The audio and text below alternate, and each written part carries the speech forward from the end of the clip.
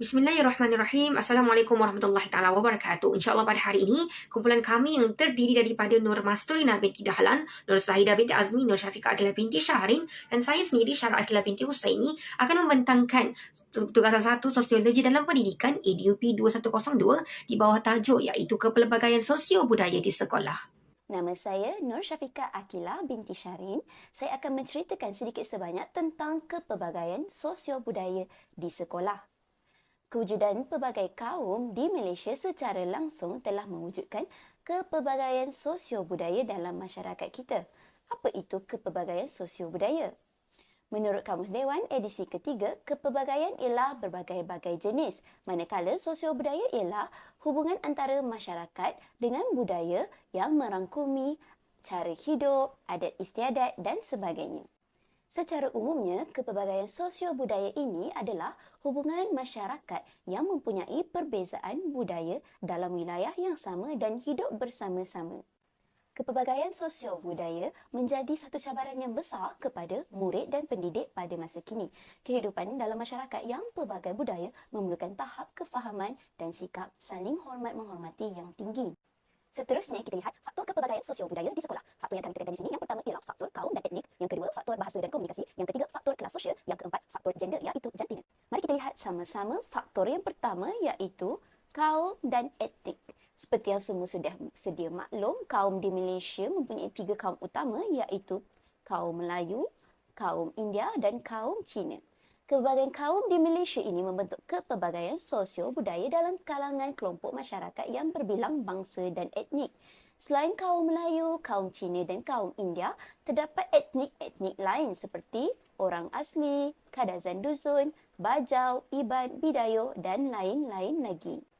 Bagi implikasi kepelbagaian kaum dan etnik di sekolah, yang pertama, wujud sikap perkauman. Yang kedua, kesukaran menyesuaikan diri. Dan yang ketiga, diskriminasi kaum dalam kalangan murid. Implikasi yang pertama ialah wujud sikap perkauman dalam kalangan murid. Sikap perkauman ini merupakan cabaran utama untuk membentuk hubungan kaum dan etnik yang harmoni. Guru yang kurang pengalaman dan kurang pendedahan berhadapan persekitaran murid pelbagai kaum akan menyukarkan guru tersebut menerima dan menyesuaikan diri dalam persekitaran. Hal ini memberi kesan negatif kepada murid sekaligus mewujudkan sikap perkauman dalam kalangan murid. Implikasi kepelbagaian kaum dan etnik di sekolah yang kedua ialah kesukaran murid untuk menyesuaikan diri. Perbezaan kaum dan agama akan mewujudkan murid berada dalam keadaan berkelompok dan tidak bergaul di antara satu sama lain. Murid yang tinggal dan belajar dalam lingkungan satu etnik selalunya mengamalkan budaya, cara berfikir dan cara pandangan dunia yang sama, kurang mendapat pendedahan akan budaya kaum lain. Justru, pemahaman dan kesedaran budaya lain hanya dipelajari melalui bacaan, bukan amalan dan penghayatan. Kemungkinan proses penyesuaian diri dengan kaum atau etnik lain akan menjadi sesuatu yang sukar untuk murid pada masa akan datang. Implikasi yang ketiga ialah diskriminasi kaum dalam kalangan murid. Apa itu diskriminasi? Diskriminasi kaum adalah satu perbuatan yang boleh memusnahkan keyakinan diri, identiti, menghalang potensi, menjejaskan kesihatan mental dan seterusnya membawa kepada masalah perpecahan kaum. Diskriminasi perkauman ini masih berlaku di sekolah di Malaysia. Masih terdapat sekolah yang meletakkan syarat perkauman bagi pendaftaran aktiviti co-curriculum, terutamanya sukan. Menurut Tunku Mahkota Johor, Tunku Ismail Ibrahim, kejadian seperti ini perlu dielakkan untuk mengelakkan kesejahteraan awam dan perpaduan kaum terjejas. Perpecahan akan berlaku dalam kalangan murid kerana wujudnya diskriminasi dari aspek peluang yang boleh diceburi di sekolah. Cabaran yang dihadapi daripada kepelbagaian kaum dan etnik di sekolah, yang pertama, cabaran kurangnya pendedahan dalam diri guru. Yang kedua, sukar menyesuaikan diri. Yang ketiga, diskriminasi kaum. Yang pertama, kurang pendedahan. Cabaran yang dihadapi oleh guru dalam mengamalkan sensitiviti dan kompetensi kepelbagaian sosio-budaya bagi murid berbilang kaum dan etnik adalah pendedahan dan pengalaman yang kurang terhadap kepelbagaian budaya. Pendedahan yang lewat terhadap kepelbagaian budaya juga merupakan cabaran bagi guru untuk menerima dan menyesuaikan diri dalam persekitaran sekolah yang pelbagai kaum dan pelbagai etnik. Pendekatan dalam meningkatkan sensitiviti dan kompetensi kepelbagaian budaya adalah menganjurkan khusus berkenaan kepelbagaian budaya untuk pendidik dan para guru. Yang kedua, cabaran dalam menyatukan murid pelbagai bangsa. Cabaran yang mungkin dihadapi oleh guru yang mengajar di sekolah berbilang bangsa adalah menyatukan murid yang dari pelbagai bangsa. Murid lebih senang untuk bergaul dengan bangsa sendiri. Hal ini mungkin atas faktor bahasa yang mereka gunakan. Ini menjadikan murid di dalam sebuah kelas atau sekolah itu berpuak-puak. Bangsa Melayu lebih senang bergaul dengan bangsa sendiri. Begitu juga dengan bangsa Cina lebih senang bergaul dengan bangsa Cina. Bangsa India lebih senang bergaul dengan bangsa India dan sebagainya. Pelbagai isu dan permasalahan akan timbul apabila keadaan ini berlaku. Pasti ada satu kumpulan yang tidak akan puas hati dengan kumpulan yang lain sekaligus menyebabkan perpecahan dalam kalangan murid. Cabaran kepelbagaian kaum dan etnik yang ketiga terhadap guru ialah bagaimana guru hendak bersikap adil kepada semua murid. Cabaran yang mungkin dihadapi apabila mengajar di sekolah berbilang kaum atau berbilang bangsa adalah untuk bersikap adil dan tidak prejudis kepada mana-mana kaum. Di dalam kelas, pasti guru akan lihat terdapat pelbagai karena dan ragam murid-murid. Seseorang guru yang profesional perlu menerapkan sikap adil dan saksama kepada semua murid tanpa mengira bangsa, kaum, etnik dan agama mereka. Cabaran guru adalah guru perlu mengawal diri agar bersikap tidak prejudis dan guru perlu bermotivasi agar perkara yang tidak diingini berlaku. Hal ini adalah kerana jika guru tidak dapat mengawal diri dalam menangani sesuatu permasalahan, guru akan dituduh berlaku tidak adil. Mungkin juga akan terjadi isu dianggap prejudis terhadap sesuatu kaum apabila murid yang dimarahi guru adalah daripada kaum ataupun bangsa yang berlainan dengan guru tersebut. Peranan guru dalam mengatasi implikasi kepelbagaian kaum dan etnik. Yang pertama, penerapan semangat perpaduan kaum. Yang kedua, merancang aktiviti pembelajaran berteraskan perpaduan kaum. Yang ketiga, memberi pendedahan berkenaan dengan kepelbagaian kaum, etnik dan budaya kepada murid. Yang pertama, peranan guru sebagai ejen sosialisasi dalam mengatasi implikasi kepelbagaian kaum dan etnik di Malaysia ialah penyerapan semangat perpaduan kaum dalam kalangan murid. Guru berfungsi sebagai penyampai ilmu perpaduan kepada murid-murid. Keberkesanan penyampaian ilmu perpaduan mampu menjamin keharmonian dan keamanan negara. Menurut Menteri Pendidikan yang amat berhormat Fadlina Siddiq, guru adalah ejen dalam usaha menerapkan semangat perpaduan kepada anak muda iaitu murid bermula di bangku sekolah lagi. Guru perlu menyampaikan hasrat, impian dan tekad pelaksanaan perpaduan di sekolah. Selain itu, menurut yang amat berhormat Fadlina Siddiq lagi, kelab rukun negara harus diperluaskan di semua sekolah termasuklah sekolah swasta bagi menyemarakkan lagi semangat perpaduan kaum dalam kalangan murid. Peranan guru yang kedua ialah membuat perancangan aktiviti berteraskan perpaduan kaum. Guru harus merancang pembelajaran yang sesuai dengan semua kepercayaan, nilai dan agama murid. Aktiviti pembelajaran yang dirancang hendaklah menjurus kepada penglibatan semua murid tanpa mengira kaum, adat, budaya dan pegangan agama mereka. Penilaian dan penambahbaikan perlu dilakukan supaya peningkatan dalam aspek pengurusan kelas seterusnya matlamat dan objektif dapat dicapai dengan mudah. Murid yang belajar di sekolah dan di persekitaran yang disertai oleh pelbagai kaum dan etnik akan terdedah kepada amalan, adat resam, pandangan dan cara berfikir kaum etnik yang berbeza sama ada secara sedar ataupun sebaliknya. Murid dalam situasi ini akan dapat belajar bahasa etnik lain secara tidak langsung dan perasaan saling menerima dan saling menghormati dapat dipupuk hasil pergaulan sama ada semasa pembelajaran secara formal ataupun secara tidak formal.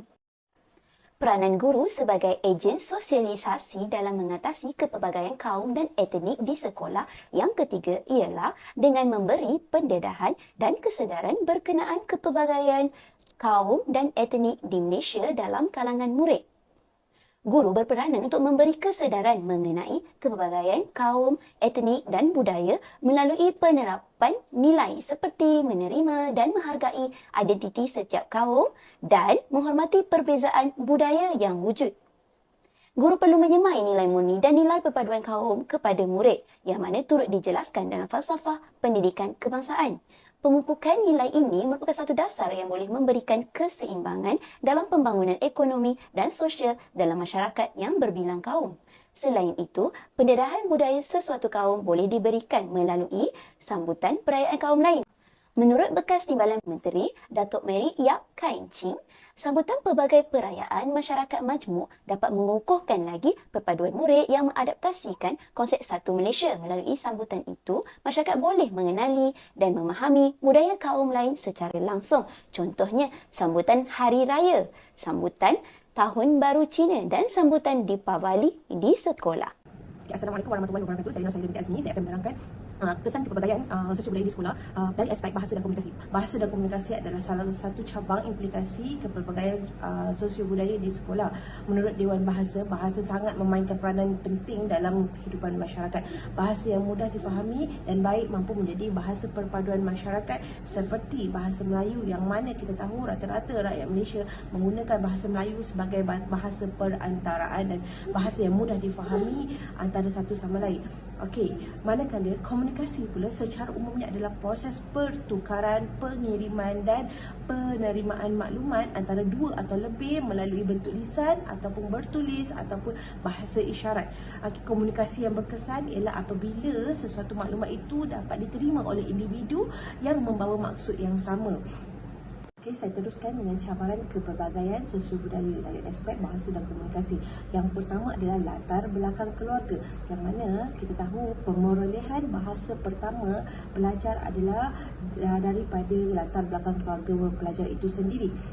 Sama ada dari segi bahasa dialek ataupun gaya pertuturan dan gaya cara berkomunikasi.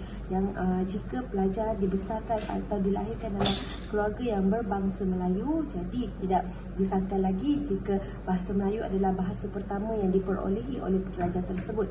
Yang kedua adalah persekitaran pelajar. Sebenarnya persekitaran pelajar ini mampu untuk mempengaruhi cara berkomunikasi dan bahasa yang diterima oleh pelajar itu, kerana kawasan komuniti pelajar dibesarkan itu sangat-sangat mempengaruhi gaya dan tutur bicara pelajar. Jika positif, maka impaknya juga positif, dan jika negatif, maka impaknya juga negatif.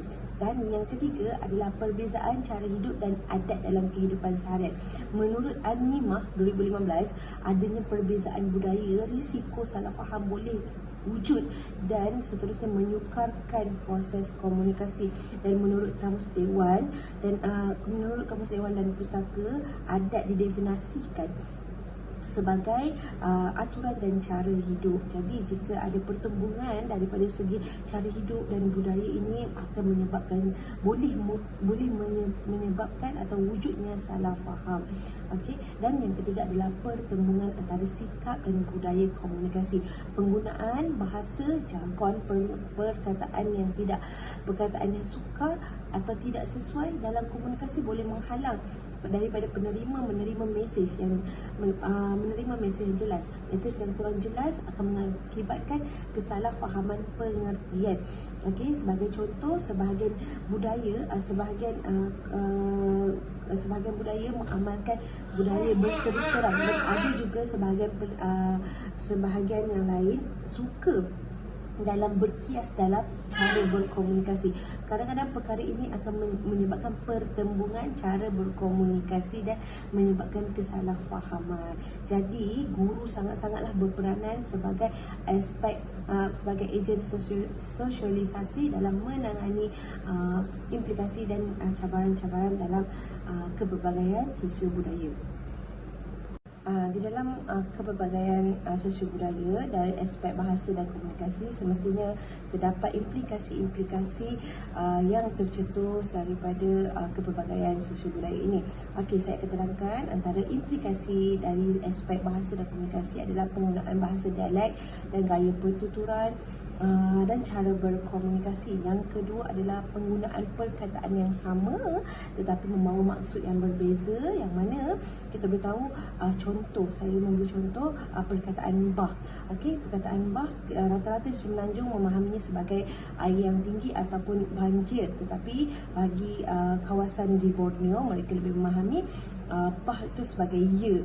Dan yang ketiga adalah komunikasi yang tidak jelas.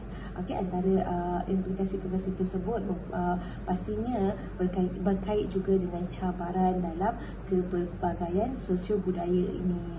Saya akan terangkan cabaran-cabaran dalam kepelbagaian sosial budaya. peranan guru sebagai ejen sosialisasi dalam menangani cabaran-cabaran bahasa dan komunikasi di sekolah ini. Yang pertama, tidak mencampur adukkan bahasa kepada murid-murid. Sebagai seorang guru ataupun tenaga pengajar, kita lebih maklum bahawa guru dan tenaga pengajar merupakan antara pihak yang bertanggungjawab dalam memberikan pengetahuan, pendidikan dan pembelajaran kepada murid. Laras bahasa yang sesuai digunakan agar pola komunikasi akan terhasil dan akan menyebabkan pembelajaran dalam bilik darjah itu lebih berkesan. Yang nombor dua adalah guru perlulah mewujudkan persekitaran yang lebih selesa, teratur dan lebih kondusif. Macam mana? Seorang guru itu seharusnya dan pandai dalam mengubah suara ke bentuk bilik darjah mengikut latar belakang sosio budaya para murid yang berbeza dan mesra budaya. Tidaklah tertumpu kepada satu budaya sahaja, tetapi ianya lebih mesra budaya agar budaya-budaya ini dapat diterima oleh budaya yang lain. Dan dengan mewujudkan persekitaran pembelajaran yang kondusif ini secara tidak langsung akan menimbulkan minat dalam diri pelajar untuk menuntut ilmu dan meningkatkan kesungguhan para pelajar. Yang ketiga, peranan guru dalam menangani cabaran. Guru boleh mengelompokkan murid dalam kelompok atau kumpulan yang kecil. Kiranya dalam berlatarkan sosio budaya yang berbeza ketika sesi PMP, yang mana jika dilihat dari segi aspek pembinaan negara bangsa, ini secara langsung akan mewujudkan sebuah bangsa yang lebih selesa untuk bergaul sesama sendiri walaupun terdiri daripada agama, ras dan etnik yang berbeza. Perkara-perkara ini jika dapat dijalankan dan dilaksanakan oleh guru, sedikit sebanyak dapat memberikan keselesaan kepada pelajar dan mengurangkan kesan dan implikasi sosio budaya dalam pengajaran di sekolah. Itu sahaja dari saya. Seterusnya, fenomena kepelbagaian sosial budaya di sekolah membawa kepada pelbagai implikasi semasa proses pengajaran dan pembelajaran di dalam bilik darjah, khususnya kepada murid. Antara faktor yang kita dapat kenal pasti terhadap murid di dalam bilik darjah adalah faktor kelas sosial, di mana kelas sosial ni adalah sesuatu kedudukan sesuatu kelompok masyarakat di mana ia wujud apabila individu tidak mempunyai kedudukan yang sama. Sebagai contoh, murid tersebut adalah berlatar belakangkan daripada keluarga yang politik, kekayaannya berbeza, ada yang kaya, ada yang miskin, berpendapatan rendah ataupun berpendapatan lebih, pekerjaan yang berbeza-beza dan sebagainya. Dalam konteks kelas sosial, saya mengambil dua golongan, iaitu pertama golongan sosial atasan dan kedua golongan sosial bawahan. Seperti kita tahu, golongan sosial atasan ini adalah berlatar belakangkan keluarga yang senang ataupun kaya, berbanding dengan golongan sosial bawahan. Mereka berlatar belakangkan kepada yang susah ataupun miskin. Saya ambil aspek daripada pendidikan. Yang pertama, murid yang daripada golongan atasan ni, bahan pembelajaran mereka adalah lengkap dan sempurna. Jadi kesan dia murid ni dapat belajar dengan sedia. Berbanding dengan golongan sosial bawahan ni, kelengkapan bahan pembelajaran mereka tak lengkap disebabkan faktor tak ada duit ataupun kewangan nak membeli bahan-bahan kelengkapan seperti pensel atau buku. Jadi pelajar menghadapi masalah dalam pembelajaran kerana keupayaan belajar terjejas. Yang kedua, untuk golongan sosial atasan ni, kelas tambahan disediakan oleh ibu bapa yang kaya. Jadi mereka ni menghantar anak-anak mereka ke kelas tambahan untuk pembelajaran ekstra. Jadi kat sini kita nampak murid tersebut lebih berkemahiran dan berpengetahuan tinggi, dan mereka ni lebih cepat belajar berbanding dengan kelas sosial bawahan.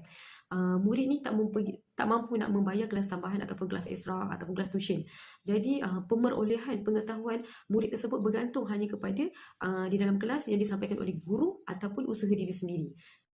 Okey, seterusnya aspek daripada pakaian seragam sekolah. Kita dapat lihat murid yang kelas atasan sosial ni berpakaian kemas, bersih dan teratur.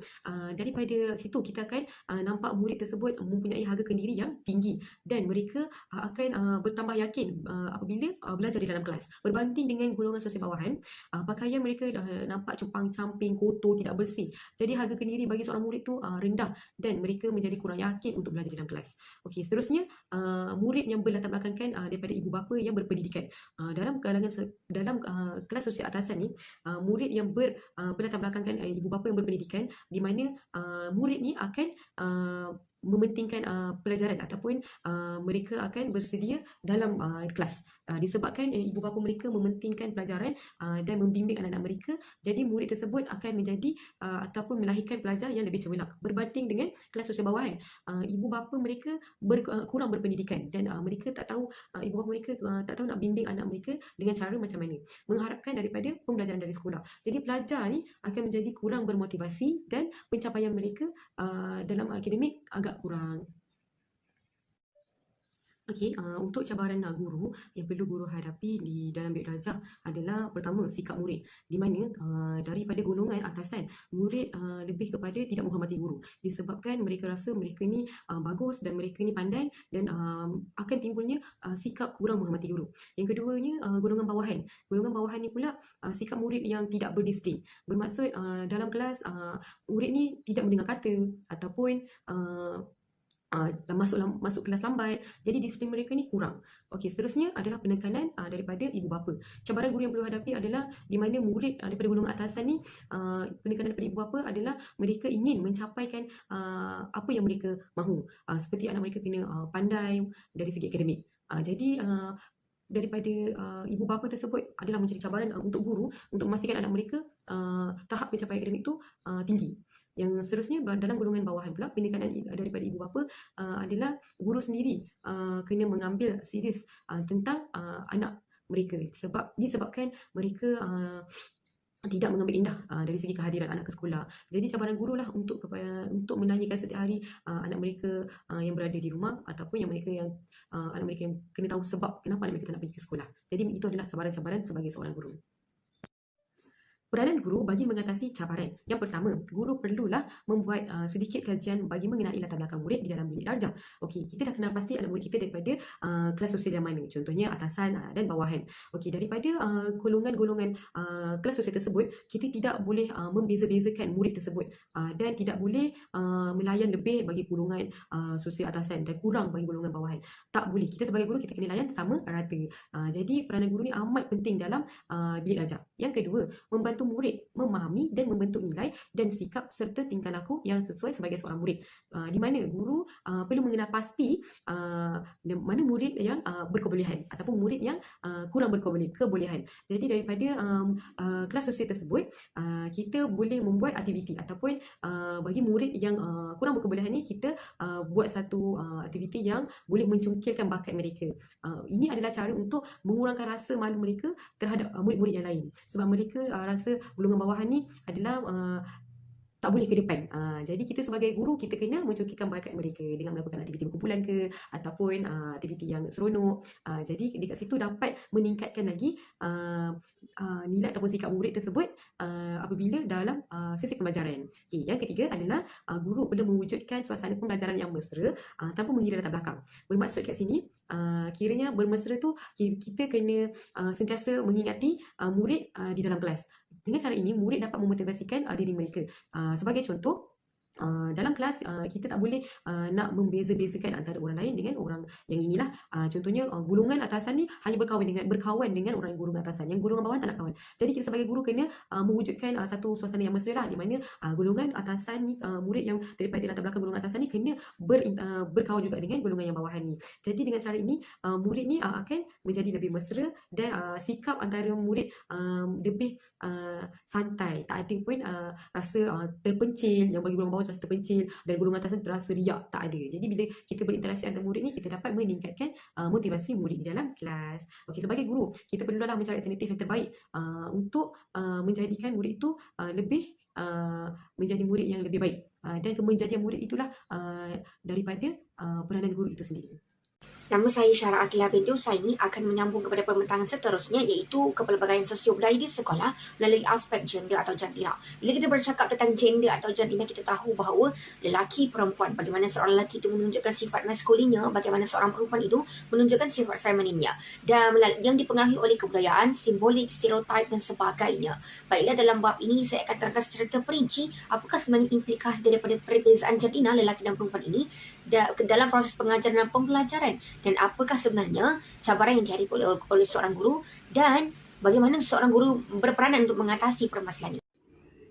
Baiklah, kita lihat seterusnya kepada apakah implikasinya terhadap proses pengajaran dan pembelajaran rentetan daripada jantina ini, kepelbagaian jantina ini. Yang pertama, dari segi gaya pembelajaran mereka. Kalau kita lihat, lelaki ni lebih tertumpu kepada gaya pembelajaran berbentuk kinestetik dan visual yang memerlukan bantuan bergambar dan pergerakan, bukan belajar berasaskan teori semata-mata kerana mereka lebih mudah untuk bosan. Yang berbanding dengan perempuan, murid perempuan yang tertumpu kepada gaya pembelajaran yang berbentuk auditori, yang mana pembelajaran ini melalui pendengaran, mendengar guru berbicara dan mengulang-ulang kata semula, dan pembelajaran ini kebiasaannya berbentuk teori dan agak sedikit membosankan. Yang kedua, implikasi ini juga terhadap personaliti dan tingkah laku mereka yang berbeza. Kita lihat bahawa murid lelaki pada peringkat awal, mereka lebih agresif dan gemar untuk meneroka sekeliling, dan kita tahu bahawa sukar untuk menerima peraturan dan disiplin yang diaturkan di dalam bilik darjah maupun sekolah. Yang kedua, berbanding dengan perempuan pula, mereka lebih kemas dan teratur dan mudah untuk menerima peraturan kerana pada peringkat ini mereka lebih matang pemikirannya. Nombor 3 pula, apakah implikasinya ialah penglibatan dalam mata pelajaran yang berfokuskan jantina. Kenapa saya katakan begini? Kerana kita lihat bahawa contohnya dalam bidang kejuruteraan selalu dipelopori oleh murid lelaki berbanding murid perempuan, manakala bidang ekonomi rumah tangga dimonopoli oleh murid perempuan berbanding lelaki. Dan yang keempat, implikasinya juga terhadap ketidakseimbangan tahap pencapaian seseorang murid itu, baik lelaki maupun perempuan. Kerana kita ada satu kajian mengatakan bahawa tahap pencapaian seorang murid perempuan lebih tinggi berbanding daripada murid lelaki. Dan ada satu walau bagaimanapun ada satu data juga yang menunjukkan kepada satu keciciran, data keciciran tentang murid di Malaysia yang menunjukkan murid lelaki ni menunjukkan trend penurunan keciciran mereka sebanyak 0.16% ke 0.09% daripada tahun 2019 hingga 2022 berbanding dengan perempuan yang menunjukkan sedikit peningkatan iaitu 0.40% kepada 0.71%. Ini menunjukkan bahawa ketidakseimbangan dalam tahap pencapaian murid itu bergantung sebenarnya terhadap situasi semasa. Kita dah berbicara tentang implikasi. Kini kita beralih pula kepada apakah sebenarnya cabaran yang dihadapi oleh seorang guru, impak daripada perbezaan jantina tersebut. Yang pertama, dari segi proses pengajaran dan pembelajaran, guru menghadapi cabaran bagaimana hendak menyeimbangkan proses itu. Yang kedua, guru menghadapi cabaran juga dalam menghadapi tingkah laku murid yang pelbagai dari sudut lelaki maupun perempuan. Yang ketiga, guru juga menghadapi cabaran dalam kalangan murid sendiri, iaitu mereka ada prejudis, persepsi, stereotip antara satu sama lain. Yang keempat, guru menghadapi cabaran dalam menyeimbangkan tahap pencapaian akademik baik lelaki maupun perempuan. Seterusnya, kita beralih pula kepada apakah sebenarnya peranan seorang guru bagi menyelesaikan permasalahan ini sebagai guru, sebagai ejen sosialisasi.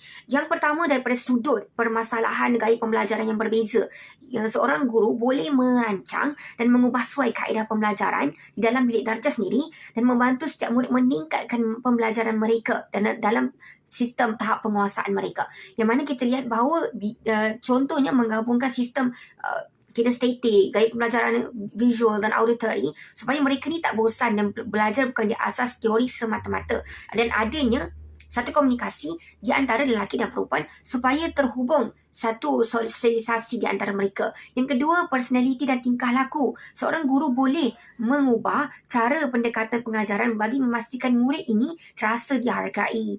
Yang penting, seorang guru tidak boleh ada bias, tidak boleh melebihkan satu pihak, satu puak dan sebagainya, supaya mereka ni rasa adil dan saksama dan pembelajaran tu diperoleh secara mereka mendapat hak pendidikan yang sama rata lah, ada kesamarataan. Yang ketiga, permasalahan tentang penglibatan yang berfokuskan mata pelajaran. Di sini guru berperanan untuk membahagikan pengajaran murid ini kepada beberapa kumpulan kecil, menggabungkan mereka ke dalam satu kumpulan yang ada pelajar lelaki, ada pelajar perempuan. Jadi di sini mereka dapat mengeluarkan pandangan masing-masing dan maka terhakislah masalah prejudis di antara jantina. Yang keempat adalah permasalahan tentang ketidakseimbangan tahap pencapaian murid. Bagaimana seorang guru berperanan ialah dengan cara guru melaksanakan satu pentaksiran yang formatif dan sumatif dalam pembelajaran supaya dapat mengawal ataupun menentukan tahap pencapaian murid itu. So, sekiranya ada permasalahan murid yang culas ataupun yang murid yang kurang berintelektual dalam satu topik itu, guru boleh menghadapinya secara step by step. Secara kesimpulannya, kepelbagaian sosial. Sekian saja daripada kumpulan kami. Assalamualaikum warahmatullahi wabarakatuh dan terima kasih.